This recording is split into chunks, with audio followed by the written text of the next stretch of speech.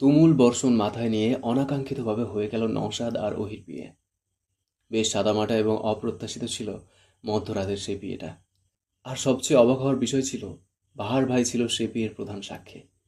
নওশাদ যে এত দ্রুত সব ব্যবস্থা করতে পারবে তা ওহির ধারণার বাইরে ছিল, কিন্তু তবুও সে নড়বড়ে অনুভূতি নিয়ে শক্ত করে সেই মানুষটার হাত ধরেছিল, যা হবে দেখা যাবে তার ভিতরে উপস্থিত। আর সবটা সম্পূর্ণ হওয়ার বড় ভূমিকা বাহার ভাইয়ের। ওহি কাজী অফিসে বাহার ভাইকে সব প্রস্তুতি নিয়ে দাঁড়িয়ে থাকতে দেখে জিজ্ঞেসও করেছিল, বাহার ভাই আপনি শিওর কিভাবে ছিলেন যে বিয়েটা আমি করতামই? বাহার তখন মুচকি হেসে বলেছিল, মানুষ বরাবরই ভালোবাসার কাঙালি। যখন কেউ সেই ভালোবাসা উজাড় করে দেয়, তখন খুব কম সংখ্যক মানুষই তা ফেরাতে পারে। ঘৃণা দেখেও চুপ থাকা যায়, কিন্তু ভালোবাসা দেখলে তার বিপরীতে ভালোবাসতে ইচ্ছে হয়। আর আমি তোমাকে প্রথমে কেন জিজ্ঞেস করেছিলাম আমায় ভালোবাসো কিনা বলো তো? আমি তোমাকে কিঞ্চিত ভাঙার চেষ্টা করেছি, যেন তুমি খুঁটি শক্ত করে ধরো। আর আমি সক্ষম। বাহারের কথায় বাহারের কথায় চুপ রইল ওহি। ভালোবাসবে না করেও আরও একবার ভালোবাসলো বাহারকে।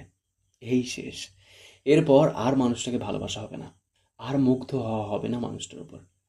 মনে একজনকে রেখে আরেকজনের সাথে ঘর করা যে পাপ, আর ওহি সে পাপ কখনো করবে না। মনের মানুষকে না হয় মন থেকে চিরতরে বিতাড়িত করবে। এরপরেই খুব নীরবভাবে হয়ে গেল একপাক্ষিক ভালোবাসার বিচ্ছেদ, এবং আরেকটা একপাক্ষিক ভালোবাসার সন্ধি। প্রকৃতির নিয়মই এটা, কোথাও ভাঙবে সে, আবার কোথাও জোড়া লাগবে। সওদাগর বাড়িতে মুখ থমথমে ভাব। সেই বাড়ির সকল সদস্য, চিত্রা, তুহিন সহ আজ সে বাড়িতে এসেছে। নওশাদের বাবা মাও এসেছে। বাড়ির সবচেয়ে ঠান্ডা মেয়ে এমন একটা কাজ করতে পারে, তা যেন কারো বিশ্বাস হচ্ছে না। সবাই কেবল বিস্মিত নয়নে তাদের দেখে যাচ্ছে ঘণ্টাখানেক যাবৎ। প্রথম কথাটা আফজল সওদাগরই বললেন। গম্ভীর কণ্ঠে সে ওহির দিকে তাকিয়ে শুধালেন, তোমার যদি নওশাদকে এতই পছন্দ হয়েছে, আমাদের বললেই তো পারতে। আমরা তো তোমার পছন্দ কখনো অপূর্ণ রাখিনি। বড় চাচাকে বাড়ির বাচ্চারা বরাবরই বেশ পছন্দ করে, তাই এই মানুষটার কথার বিপরীতে ওই কোমল হয়েই বলল, আমার পছন্দের সব তোমরা পূরণ করেছো তা আমিও মানি, তাই বলে আমার ভালোবাসার সব পূরণ করবে তা তো না। সেই সংশয় থেকেই এমন কাজ করা। ওহির উত্তরে আফজল সওদাগর তপ্ত শ্বাস ফেললেন, কিন্তু পরের কথাটা উচ্চারণ করলেন অবনী বেগম। কাট কাট কণ্ঠে বললেন, তোমার ভালোবাসা আমরা অপূর্ণ রাখতাম না। ও তাই নাকি? সাইকোলজি পড়তে চেয়েছিলাম, যেটা আমার ভালোবাসা ছিল। তোমরা ভর্তি করেছিলে বাংলায়। 6-7 বছরের আমি আবদার করেছিলাম তোমাদের সাথে থাকার। ঠাঁই হয়েছিল আমার হোস্টেলে। এভাবেই পূরণ করতে হয়, তাই না? মেয়ের তাচ্ছিল্য মাখা কণ্ঠে মাথা নত হয়ে আসে অবনী বেগমের। মেয়েকে সে যখন হোস্টেলে দেয়, তখনও তার কাছে জীবনের মানে ভিন্ন ছিল। আজকের অবনীর আর তখনের অবনীর পার্থক্য অনেক, কিন্তু মানুষ তার জানল কই। ওহি, তোমার মায়ের সাথে এভাবে কথা বলছো কেন? নুরুল সওদাগরের গম্ভীর কণ্ঠে ওর তাচ্ছিল্য ভাব আরও বিস্তৃতি লাভ করল। খুব করে মানুষটাকেও দুটো কথা শোনাতে ইচ্ছে হলো, কিন্তু সে শোনালো না। যতই হোক, নওশাদ এবং তার বাবা মা সওদাগর বাড়ির মেহমান, তাদের সামনে এমন আচরণ শোভনীয় না। নওশাদের বাবা মা এতক্ষণ চুপই ছিল। সওদাগর বাড়ির কথা কাটাকাটি থামার অপেক্ষায় ছিলেন হয়তো তারা। তাই তো সওদাগর বাড়ির মানুষদের কথা থামতেই মুখ খুললেন নওশাদের মা নাওরিন। তুমুল আশ্চর্যের সাথে সে প্রশ্ন করলেন, নওশাদ, তুমি হুট করে এমন সিদ্ধান্ত কেন নিলে? হুট করে তো নিইনি মা, তোমাদের তো জানিয়েছিলাম, কিন্তু তোমরাই আমাকে কোনো পজিটিভ উত্তর দিতে পারোনি, তাই বাধ্য হলাম। কেবল একবার জানিয়েছিলে। মানুষ দিনের পর দিন অপেক্ষা করে বাবা মাকে মানায়, অথচ ইতিহাসে তুমিই একমাত্র ছেলে যে একবার মাত্র কথা কাটাকাটি করে বিয়ে করে ফেলছো। কি অদ্ভুত! বিয়েই তো করবো মা, কোনো অপরাধ তো না। তো এত মানামানির কথা আসছে কোথা থেকে? আমি কিংবা ওহি দুজনই প্রাপ্তবয়স্ক, তাই তোমাদের এমন অদ্ভুত আচরণ শোভা পাচ্ছে না। দেখলে দেখলে তোমার ছেলের কথা শুনলে, মায়ের সাথে কেউ এভাবে কথা বলে? নাওরিন খাতুনের স্বামীর প্রতি অভিযোগ। ইলিয়াস খান মিনমিনে কণ্ঠে বলল, যা হয়েছে তা কি বদলাতে পারবে? এর চেয়ে মেনেই নাও। স্বামীর জবাবে হতাশ নাওরিন। তিনি ভেবেছেন তার স্বামী হয়তো তার পক্ষ থেকে কিছু হলেও একটা বলবে। তাহার হলো কই। হতাশার শ্বাস ফেলে তিনি বললেন, এমন হুটহাট বিয়ে আমি মেনে নিতে পারছি না। এখন করণীয়? আলাদা থাকবো? ছেলের ঝটপট উত্তরে ব্যথিত দৃষ্টি নিয়ে তাকান নওরিন খাতুন। 10 মাস 10 দিন যে ছেলেকে গর্ভে ধারণ করলো, ছেলে ভূমিষ্ঠ হওয়ার পর এতগুলো বছর যে মা বুকে আগলে রাখলো, একটা মেয়ের জন্য সে মায়ের মুখের উপর এমন প্রশ্ন হয়তো একটা সন্তানই করতে পারে। কি আর করার, যুগ বদলের খেলায় এসব হয়তো স্বাভাবিক। সেক্ষেত্রে কিছুটা রাগ এই মেয়েটার উপরও বর্তাচ্ছে। কিছুটা সময় মৌন থেকে নওরিন খাতুন তপ্ত শ্বাস ফেলে বললেন, আমার কখনোই পছন্দ ছিল না ওহি, কিন্তু আমার ছেলের আবার ওকেই পছন্দ। যা হওয়ার হয়ে গেছে। আমার পছন্দ অপছন্দ কিছু আটকাবে না। আমি না চাইলেও আমার ছেলে ওর সাথে সংসার করবে, আমি জানি। আমার ছেলের হয়তো মায়ের প্রয়োজন নেই, অথচ আমার কিন্তু ছেলের প্রয়োজন আছে। একান্তই আমার স্বার্থে আমি বিয়েটা মেনে নিচ্ছি। তবে আমাদের বা আপনাদের পরিবারের একটা মানসম্মান আছে, সেই মানসম্মানের ভিত্তিতে আমি চাচ্ছি বিয়েটা আবার বড় করে দিতে। মায়ের কথায় নওশাদের মুখটা ছোট হয়ে এলো। মা যে তার কষ্ট পেয়েছে তাও বুঝতে পারল সে, কিন্তু এমন জেদ না দেখালে হয়তো পরিস্থিতি ঘুরে যেত, তাই এমন কঠিন হওয়া। নওরিন খাতুনের স্পষ্ট কথার ধাঁচ ওহির বেশ ভালো লাগলো। মানুষটা হয়তো উপর উপর শক্ত, কিন্তু ভেতর ভেতর খুব কোমল। নওরিন খাতুনের প্রস্তাবে রাজি হলেন আফজাল সওদাগর। মহিলা যে বেশ বুদ্ধিমতী তা আর বুঝতে বাকি রইল না কারো। বিয়ের তারিখ ঠিক করা হলো 25 দিন পরে। ওহির মায়ের মতামত নেওয়া হলো। বাড়িতে পড়ে গেল আনন্দের ঢেউ। সব কিছুতে নিরপেক্ষ ভূমিকা পালন করলো রোজা সওদাগর এবং চাঁদনি। না আনন্দ হলেন না অন্য কিছু। ড্রয়িং রুমে উপস্থিত থাকার কড়া নির্দেশ দেওয়ায় তারা কেবল তা পালন করলো, এছাড়া কিছুই না। চিত্রা আর চেরি তো আনন্দে আত্মহারা, কিন্তু চিত্রা চাইলেও সে আনন্দ দেখাতে পারছে না। এ বাড়িটা যে তাকে পর করেছে, পরের বাড়িতে শোক মানায়, আনন্দ না। অনেকদিন পর নিজের বাড়িতে পা রেখে সংশয়ে কাঁপছে চিত্রা। যে বাড়িতে একসময় বিনা বাধায় ছুটে বেরিয়েছে, সে বাড়ির দেয়াল ছুতেও যেন আজ করছে ভয়। কেমন পর পর লাগছে সবটা। বাড়ির সকলে যখন মিষ্টি ভাগাভাগি করতে ব্যস্ত, তখন এক ফাঁকে চলে গেল চাঁদনি আপার কাছে। ছোট থেকে এই অবধি আপা তাকে কম আদর করেনি। আজ যদি আপা মুখ ফিরিয়ে থাকে, তবে চিত্রার দায়িত্ব আপার কাছে ক্ষমা চাওয়া। যেমন ভাবনা তেমন কাজ। চাঁদনি নিজের ঘরের কিছু জামাকাপড় গুছাচ্ছিল। তন্মধ্যেই ঘরের দরজায় টোকার শব্দ। ক্ষীণ শব্দে চিত্রা বলল, আসবো? চাঁদনি একবার পলক ঝাপটিয়ে চিত্রার দিকে তাকিয়ে নিজের কাজে মনোযোগ দিয়ে বলল, আয়। চিত্রা আসলো। ছোট ছোট পা ফেলে ঘরে থাকা চেয়ারটাতে বসলো। বুকে তখন তার তুমুল ঝড়। এত কাছের বড় আপার সাথে কথা বলতেই হাত পা তার কাঁপছে। তবুও সে বলল, কেমন আছো আপা? যেমন চেয়েছিলি। বড় আপার কাট কাট উত্তরে মনে মনে হোঁচট খেল চিত্রা। কণ্ঠধ্বনি বারবার জড়িয়ে এলো, তবুও সে ক্ষীণ স্বরে বলল, আমি তো ভালোই চেয়েছিলাম আপা।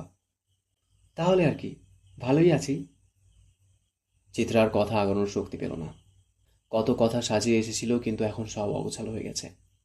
ঘরে দুজন মানবী চুপ হয়ে রইল। কত কথা বলতে চেয়েও বলা হলো না। শেষমেশ চিত্রার মনে লুকিয়ে রাখা প্রশ্নটা করেই বসল, আপা, দুলাভাইয়ের সাথে তোমার সব ঠিক আছে তো?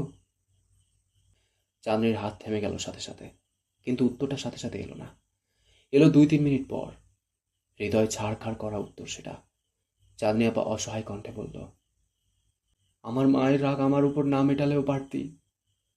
আমি তোমায় ইচ্ছে করে কষ্ট দিতে চাইনি বড় আপা। চিত্রার মাথা নত হয়ে এলো। বড় আপা তাচ্ছিল্য করে বলল, এত জোরে ধাক্কা কি মানুষ অনিচ্ছাকৃত দেয়? আমার তো জানা ছিল না।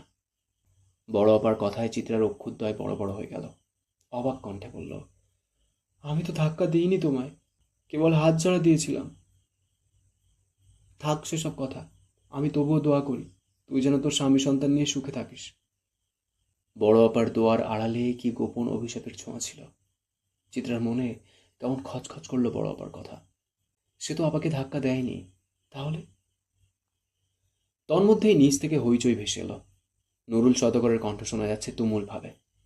চিত্র এবং চাঁদনি অপেক্ষা না করেই ছুট লাগালো। বাহার ভাইয়ের ঘর ফাঁকা। তার অবহেলার বিছানা শূন্য। পড়ার টেবিলে যত্নের বইগুলোও নেই। বাহার ভাইয়ের অস্তিত্ব চিলেকোঠার ঘরের কোথাও নেই।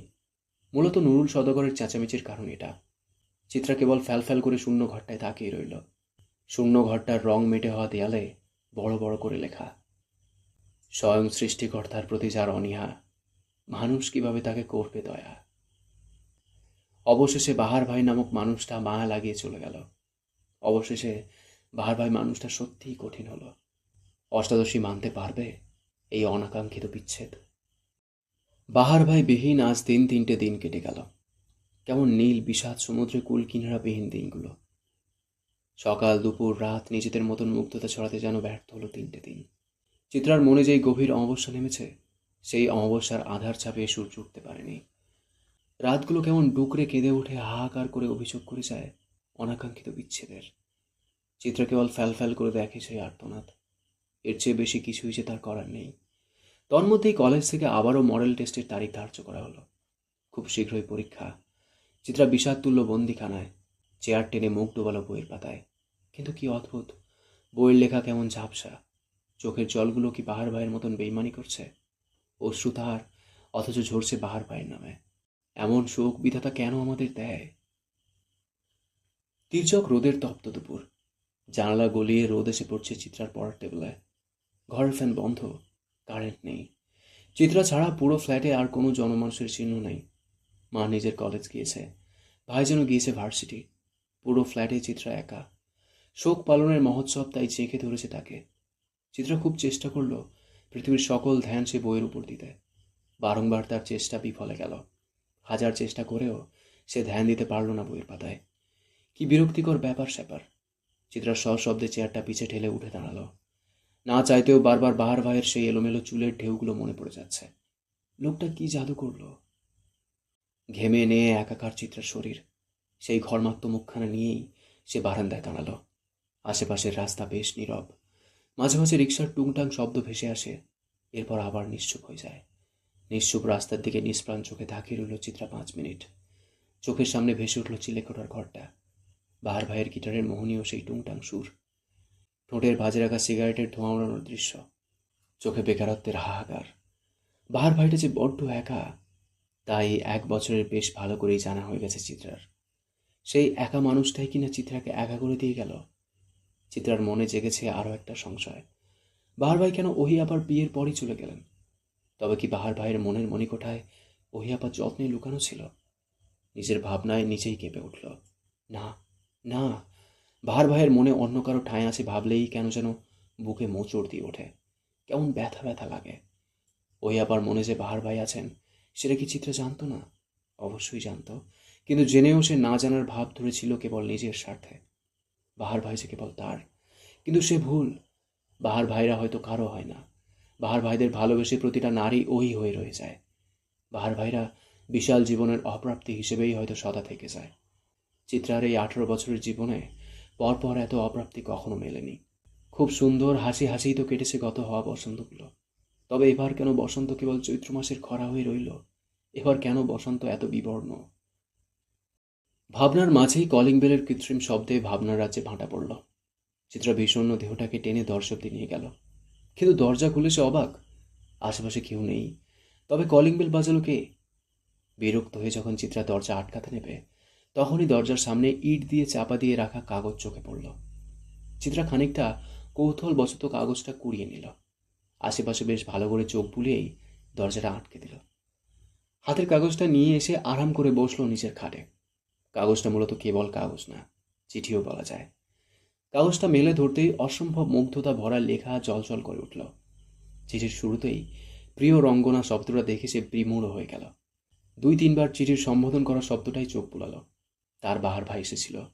এ চিঠি কি তবে বাহার ভাই দিয়ে গেল? চিত্রা চিঠি হাতে নিয়েই আবার বারান্দার দিকে ছুটে গেল বাহার ভাইয়ের দেখা পাওয়ার আশায়। কিন্তু চিত্রার এমন আশা পূরণ হলো না। হাজার ছটফট করা মন নিয়ে, আকাঙ্ক্ষা নিয়েও সে দেখতে পেল না বাহার ভাইকে। মন খারাপ হলো তার। তুমুল মন খারাপ নিয়েই সে চিঠিটা পড়া শুরু করল। প্রিয় রঙ্গনা, আমি জানি চিঠির শুরুর সম্বোধনীটা দেখেই তুমি তুমুল আগ্রহে আমায় খুঁজে বেড়াবে। এই মুহূর্তে তুমি তাই করছো, তাই না? তুমি এত বোকা কেন গো?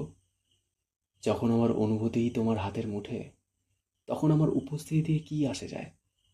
তুমি অনুভব করলেই দেখতে তোমার হাতের মুঠোই ওই চিঠির ভাঁজে আমি আছি। অথচ তুমি তো তত চালাক না।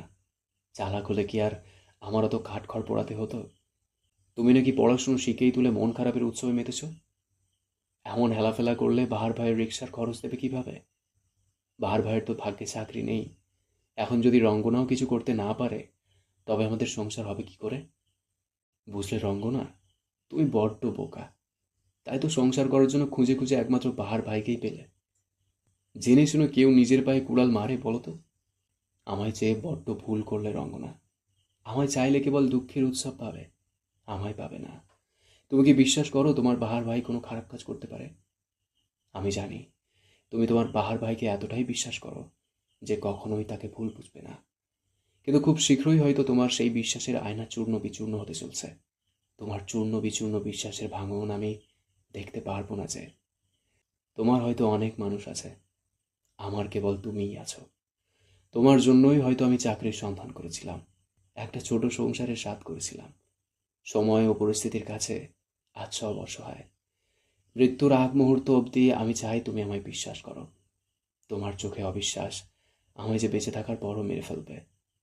খুব শীঘ্রই আমাদের দেখা হবে রঙ্গনা, আমাদের সংসারও হবে। আমরা এ শহর ছেড়ে খুব দূরে চলে যাব। যাবে তো? ইতি, বাহার ভাই।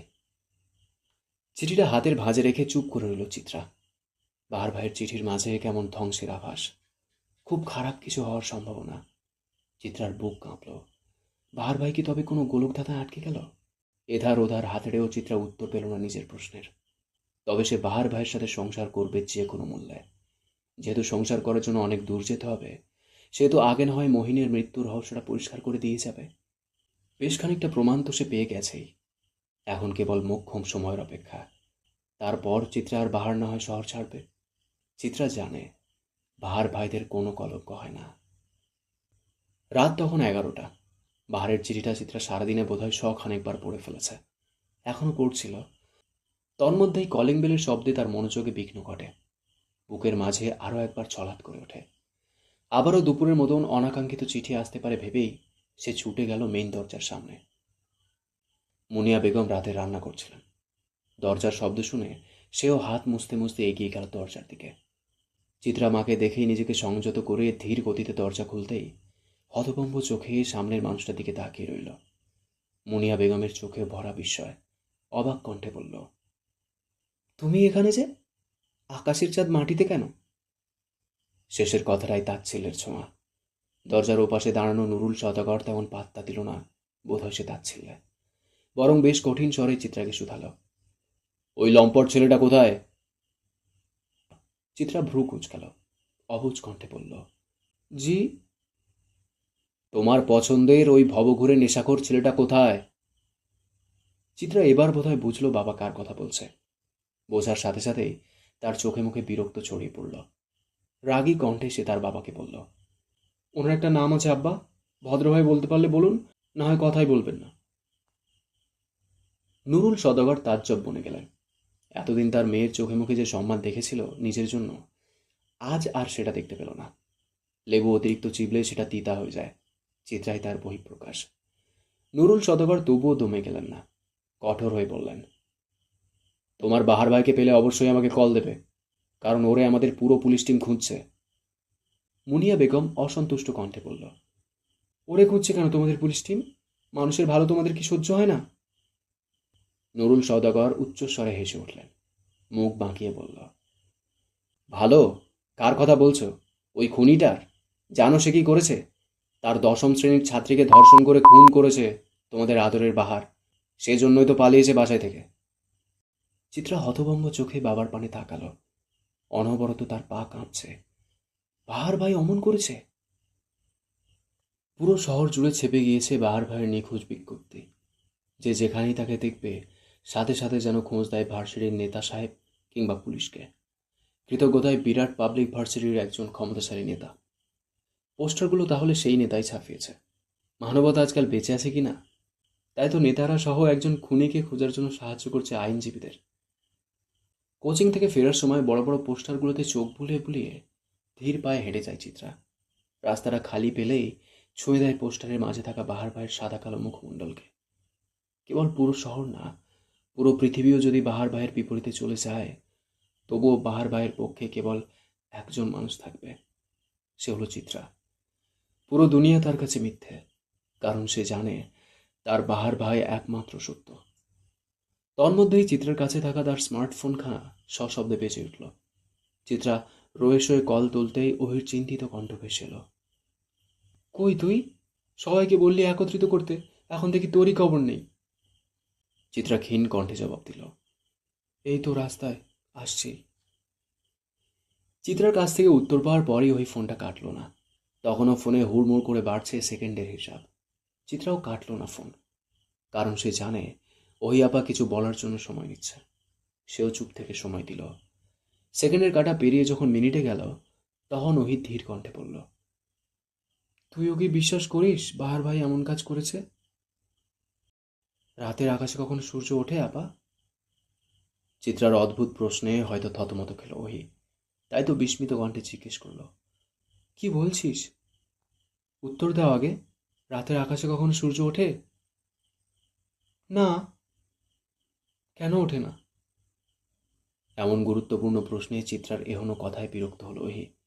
অধৈর্য কণ্ঠে বলল, এটা অসম্ভব, তাই ওঠে না। তেমনই অসম্ভব আমার বাহার ভাইয়ের নামে ছড়ানো কলঙ্কের সেই কাজটা। চিত্রার উত্তরে হয়তো তাজ্জব বনে গেল ওহি। এই মেয়েটাও যে ঘুরিয়ে পেঁচিয়ে এমন জবাব দেবে যেন তার ধারণার বাইরে ছিল। তবে মনে মনে বেশ খুশি হলো সে। প্রশান্তি মাখানো কণ্ঠে আত্মবিশ্বাসের সাথে বলল, কেবল এই মনোভাবটা নিজের মাঝে রাখবি, তবেই হবে। তুমি রেখেছো তা আপা? তুমিও নিশ্চয়ই এমন বিশ্বাস পুষে রেখেছো, তাই না? চিত্রার প্রশ্নে আবারও হোঁচট খেল ওহি। আমতা আমতা করে বলল, পাহাড় ভাই বিশ্বাসযোগ্য মানুষই, তাই এটা ভাবাও স্বাভাবিক। পাহাড় ভাই তো ভালোবাসার যোগ্য মানুষও, তবে ভালোবাসলে না কেন? চিত্রার প্রশ্নে কেঁপে উঠল ওহি। মেয়েটা আজ কথায় জব্দ করার খেলায় নেমেছে। কি সুন্দর সহজ সরলভাবে কঠিন একটা প্রশ্ন করে ফেলল। কিন্তু ওহিও কম বুদ্ধিমতী না, তার উপর সাইকোলজির ছাত্রী। চিত্রার যে মতিগতি চলছে বর্তমানে, তা বুঝতে খুব একটা বাকি রইল না তার।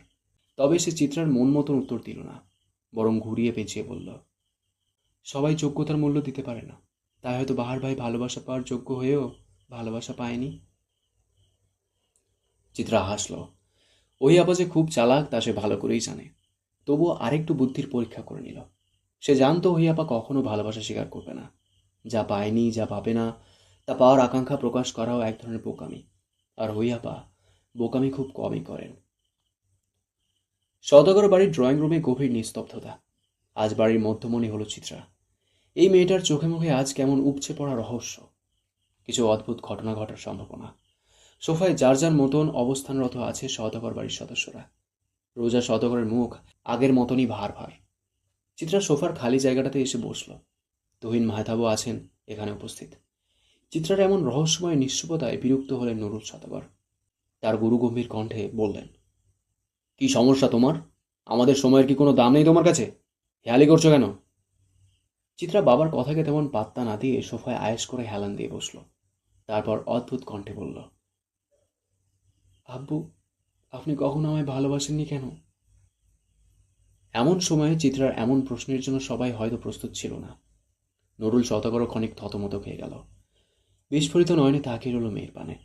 সে হয়তো বোঝার চেষ্টা করছে তার মেয়ে কি বলতে চাচ্ছে, কিন্তু বুঝতে সক্ষম হলো না কেউ।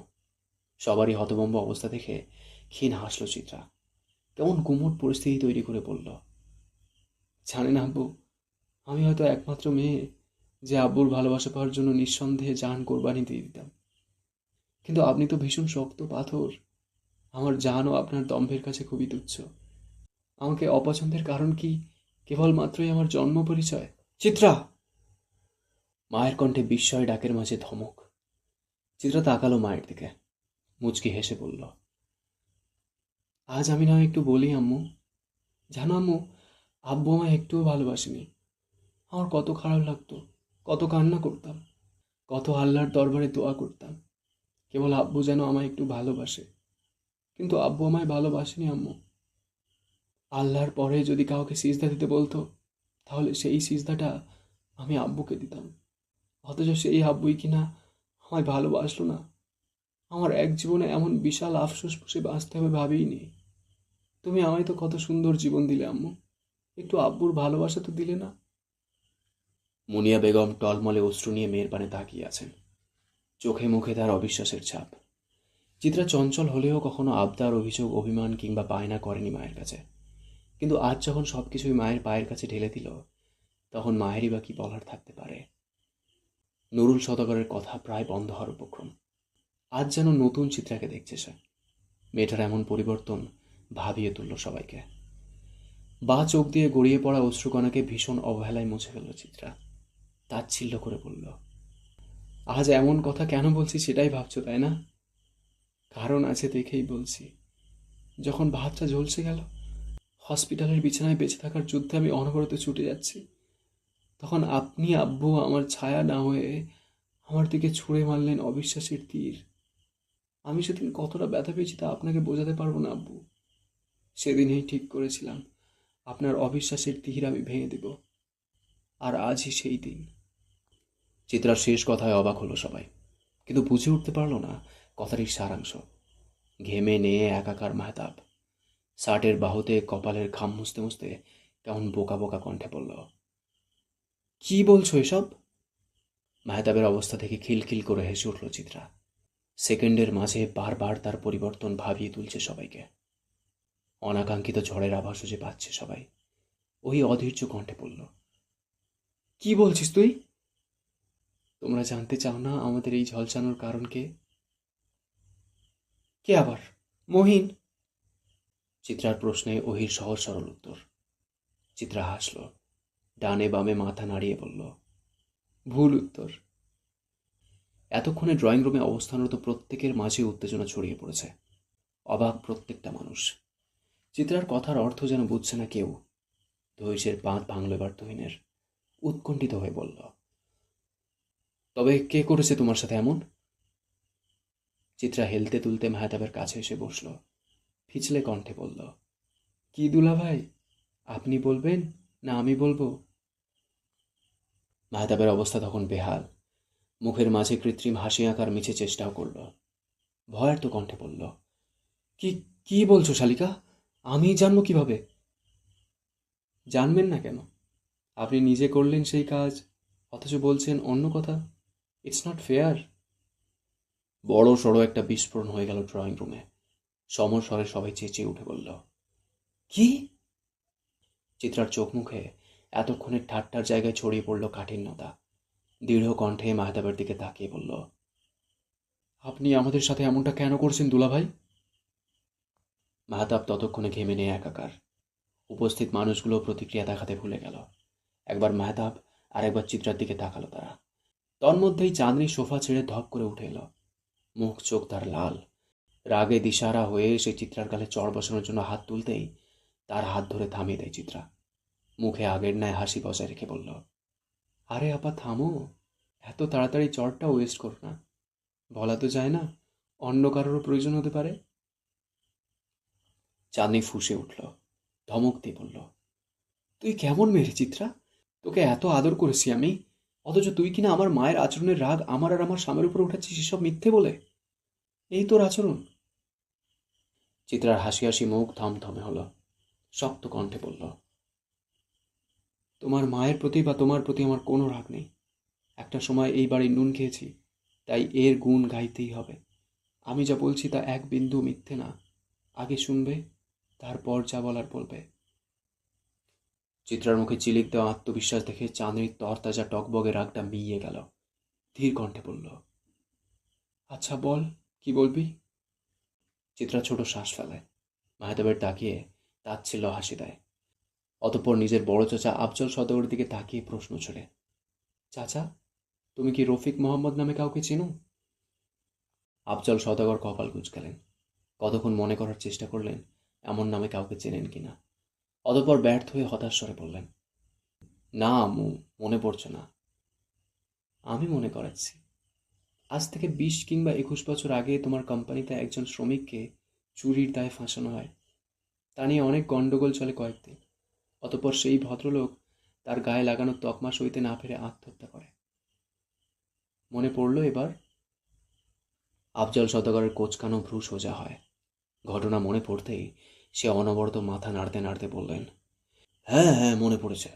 সে তো অনেক আগের কাহিনী। বেচারা নির্দোষ ছিল, কিন্তু ভুল তথ্যের কারণে তাকে হেনস্থা পোহাতে হয়, এবং এটা সে মানতে না পেরে আত্মহত্যা করে। কিন্তু এটার সাথে ওটার কি সম্পর্ক? সম্পর্ক আছে চাচা। সেই রফিক মোহাম্মদের ছেলেই মাহাতাব দুলাভাই। আফজল সওদাগর হতভম্ব দৃষ্টিতে তাকিয়ে রইল। বিস্মিত কণ্ঠে বলে উঠল, কি? পাগল হলো নাকি? মাহাতাবের বাবা মারা গেছে 3 বছর আগে। তুমি কি বলছো সব? আমি মোটেও ভুল বলছি না চাচা। দুলাভাই সেই লোকের ছেলে। আর 3 বছর আগে যে লোকটা মারা যায় তিনি কেবল আর কেবল মহিনের বাবা। চিত্রার রহস্যনামা গোলক ধাঁধায় ফেসে সবাই হতভম্ব। ওই হতভম্ব কণ্ঠে বলল, মানে? মানে হলো লতা আন্টি মানে মেহতাব দুলাভাইয়ের মা রফিক আঙ্কেল মারা যাওয়ার পর আবার দ্বিতীয় বিয়ে করেন এবং সেই ঘরের সন্তানই হলো মহিন, তাই না আন্টি? শেষের প্রশ্নটা লতা বেগমের দিকে তাকিয়ে করল চিত্রা। মহিলা রীতিমতো তাজ্জব বনে রইলেন। প্রশ্নটা করলেই উপর্নিশ মাথা নাড়িয়ে ক্ষীণ স্বরে বলল, হ্যাঁ। উপস্থিত সবার মাঝে অবিশ্বাস্যকর পরিস্থিতি। একজন আরেকজনের মুখ চাওয়াচাই করছে। এমন কিছু যে থাকতে পারে তা কেউ ঘুণাক্ষরেও টের পায়নি। চাঁদনি আপা ফ্যাল করে তাকিয়ে রইল মেহতাবের দিকে। বিবশ কণ্ঠে বলল, তারপর বল চিত্রা। চিত্রাও দীর্ঘশ্বাস ফেলে শুরু করল। খুব সম্ভবত রফিক আঙ্কেল মারা যাওয়ার সময় দুলাভাইয়ের বয়স 6-7 বছর ছিল। তার বাবার এমন মৃত্যু মানতে পারেনি সে। মনের মাঝে পুষিয়ে রেখেছিলেন ভীষণ ক্ষোভ। উপর সে যতটা ভালো মানুষ ছিলেন, ভেতর তার প্রতিহিংসা তাকে এর চেয়ে বেশি অন্ধ করে দিয়েছিল, যার ফলস্বরূপ বড় হওয়ার পর সেই প্রতিহিংসা পরণের জন্য সে বিয়ে করেছে চাঁদনি আপাকে। চেয়েছিল এবাড়ির ভিটেমাটি আঁকড়ে ধরে সবাইকে নিঃশেষ করে দিতে, তাই না দুলাভাই? মাহতাব জবাব দিল না। মাথা নিচু করে দৃষ্টি নিবদ্ধ করল ড্রয়িং রুমের মেঝেতে। সবার নিস্তব্ধতা ঠেলে চিত্রাই আবার বলে উঠল, দুলাভাই সম্ভবত তার মায়ের দ্বিতীয় বিয়ে এবং সে ঘরের সন্তান মহিনকেও মানতে পারেনি, কিন্তু সময় ও পরিস্থিতির কারণে সে বলতে পারেনি সেটা। তাই তো সবার প্রতি ক্ষোভ মেটানোর সুযোগ পেল আপার 7 মাসের সেই অনুষ্ঠানে। চেরির ভাষ্যমতে চেরির শরীরে হাত দিয়েছিল মহিন, যা পরবর্তীতে ওহি আবার নিজের নামে চালিয়ে দিয়েছিল তোমাদের সাথে। আমরাও ঘৃণা করেছি মহিনকে, চেরির কথাকেই সত্যতা ধরেছি, আর তার কারণও আছে। কিন্তু পরপর আমাদের উপর অ্যাসিড নিক্ষেপ এবং মহিনের মৃত্যু সব ধোঁয়াশা করে রেখে দিল। অতঃপর সেদিন বড় আপার সিঁড়ি থেকে পড়ে যাওয়া আমার কলঙ্কের কালি হলো। কিন্তু এখানে এত মানুষকে বিভিন্ন ঘটনার সাপেক্ষে দোষী মনে হলেও দোষগুলো করেছে একজন, সে হলো মেহতাব। প্রথমে আসি চেরির ঘটনায়। চেরিকে আধার ঘরে ডেকে নিয়ে মহিন বিশ্রী কাজ করেছে আমরা জানতাম এবং মেনেও নিয়েছিলাম। কিন্তু সেদিন চেরির সাথে দুষ্টুমি করার ছলে জিজ্ঞেস করতেই চেরি বলল সে মহিনের মুখ দেখেনি, পাঞ্জাবি দেখেছিল। সেই অনুষ্ঠানে দুলাভাই এবং মহিন একই পাঞ্জাবি পরেছিল, তাই দোষটা দুজনের একজনই করতে পারে। সন্দেহের তালিকায় পড়ে গেল দুজনের নাম। অতঃপর কিছুদিন আগে কোচিং থেকে আসার সময় আমি মেহতাব দুলাভাইকে দেখি পতিতালয়ের একটা গলিতে যেতে। প্রথমে বিশ্বাস হচ্ছিল না, কিন্তু আমি নিজের সাথে সাথে তার পিছে গিয়ে নিজের চোখকে বিশ্বাস করিয়েছি। সব ঘটনাগুলো কেমন আমার মাথায় ঘুরপাক খেতে লাগলো। আপু বলেছিল মহিন মারা যাওয়ার আগে আমার ফোন দিয়ে তার সাথে কেউ কথা বলেছে। আমি চট করে রেকর্ডিং লিস্টে ঢুকে যাই, আর সৌভাগ্যক্রমে সেদিনের রেকর্ডিং পেয়ে যাই, যেখানে কণ্ঠ একজন ছিল মহিন আর একজন ছিল দুলাভাই। তারা কী নিয়ে যেন তুমুল কথা কাটাকাটি করছে। স্পষ্টভাবে বোঝার পর বুঝলাম মহিন প্রচুর ভয় পেয়েছিল। সে বুঝতে পেরেছিল আমাদের অ্যাসিডের ঘটনা সম্পূর্ণরূপে তার ঘাড়ে গিয়ে পড়বে, তাই সে দুলাভাইকে হুমকি দিচ্ছিল সব বলে দেবে। আর দুলাভাই আমার ফোন দিয়ে কল দিয়েছিল হয়তো ধরা না পড়ার জন্য। হয়তো সে মহিনের হুমকিতেই ভয় পেয়েই খুন করেছে নিজের ভাইকে। কেবল তাই না, দুলাভাই মানসিকভাবে বিপর্যস্ত, তার নারী দোষ আছে, পতিতালয়ে তার প্রায়ই আসা যাওয়া। ড্রয়িং রুম জুড়ে নিস্তব্ধতা, সকলের চোখে অবিশ্বাস্যতা। স্বয়ং লতা বেগম তার ছেলের দিকে সেই অবিশ্বাসের দৃষ্টি নিয়ে তাকিয়ে রইলেন। কণ্ঠধ্বনির মাঝেই আটকে রইল শব্দরা। বহু কষ্টে সে উচ্চারণ করল, এসব মিথ্যে, তাই না আব্বা? মেহতাব আগের ন্যায় মাথা নিচু করেই রইল। সবাই মেহতাবের উত্তরে আসে উন্মুখ হয়ে রইল। এই বুঝি মেহতাব বলবে সব মিথ্যে, কিন্তু সবাইকে ভুল প্রমাণ করে দিয়ে গম্ভীর কণ্ঠে বলল, সবই সত্যি, একটা শব্দও মিথ্যে না। আমাকে যে ভাবেন সবাই, তা আমার ভালো মানুষের আদল কেবল। আমি ভালো মানুষ নই। আর চিত্রাদের অ্যাসিড নিক্ষেপ করার কাজটাও আমি করিয়েছি। উদ্দেশ্য ছিল চেরি আর রোহিকে ঝলসানোর, চিত্রাকে না। আর মহিনকেও খুন করেছি অনিচ্ছাকৃত। আমি ওকে অনেক বোঝানোর চেষ্টা করেছিলাম, কিন্তু ও বোঝেনি। আমি নিজের রাগ সংবরণ করতে না পেরে মেরে ফেলি। অ্যাসিড নিক্ষেপ করা ওই 2 ছেলেকেও আমিই মেরেছি, যেন ওরা আমার বিপদ আনতে না পারে। চেরির সাথে ওটা আমি করেছি। শেষ কথাটা সম্পূর্ণ হওয়ার আগেই সশব্দে চড় পড়ে মেহতাবের গালে। চড় মেরেছে চাঁদনি। রাগে তার মুখ লাল হয়ে গিয়েছে, হাত পা কাঁপছে। একদলা থুতু মেহতাবের উপরে ফেলে ঘৃণা ছুড়ে পড়ল, পিচাস! চিত্রা চাঁদনিকে শক্ত করে ধরল, কম্পিত কণ্ঠে বলল, আপনি সেই চাঁদনি আপাকে সিঁড়ি দিয়ে ধাক্কা দিয়ে ফেলে দিয়েছেন, তাই না? আমি হাতটা কেবল ধীরে ছাড়া দিয়েছিলাম, কিন্তু আপা বলল আমি নাকি ধাক্কা দিয়েছি। তখন উপরে আমি আর আপনি ছিলাম। আমি যেহেতু করিনি, তার মানে। চিত্রার বাকি কথা বলতে হয় না, মেহতাবি গম্ভীর কণ্ঠে বলে, আমিই করেছি কাজটা। আর এই যে এত দ্রুত সবটা স্বীকার করে নিলাম কেন জানো? কারণ এত শত বাহানার মাঝেও আমি তোমায় ভালোবেসে ফেলেছি। আবারও চড় পড়ল মাহতাবের গালে। এবার চড়টা দিলেন আফজাল সওদাগর। রাগে সে হুঙ্কার দিয়ে উঠল। তুমুল এক ধাক্কা দিয়ে বলল, তোর সাহস কি করে হলো আমার মেয়েদের দিকে তাকানোর? তোর চোখ উঠিয়ে ফেলবো। মাহতাব কথা বলল না, ঠাঁই দাঁড়িয়ে রইল। আরও কয়েক ঘা প্রহার হলো। হইচই ভরে গেল সওদাগর বাড়ি। পুলিশ কল দেয়া হলো। লতা বেগম জ্ঞান হারালেন। চাঁদনি কথা বলার শক্তি না পেয়ে ধপ করে বসে পড়ল। তুমুল বিশৃঙ্খলা পড়ল বাড়ি জুড়ে। চিত্রা সেই বিশৃঙ্খলা ঠেলে বেরিয়ে গেল রাস্তায়। রাত 11টার ব্যস্ত শহরে একা পায়ে হাঁটা শুরু করলো।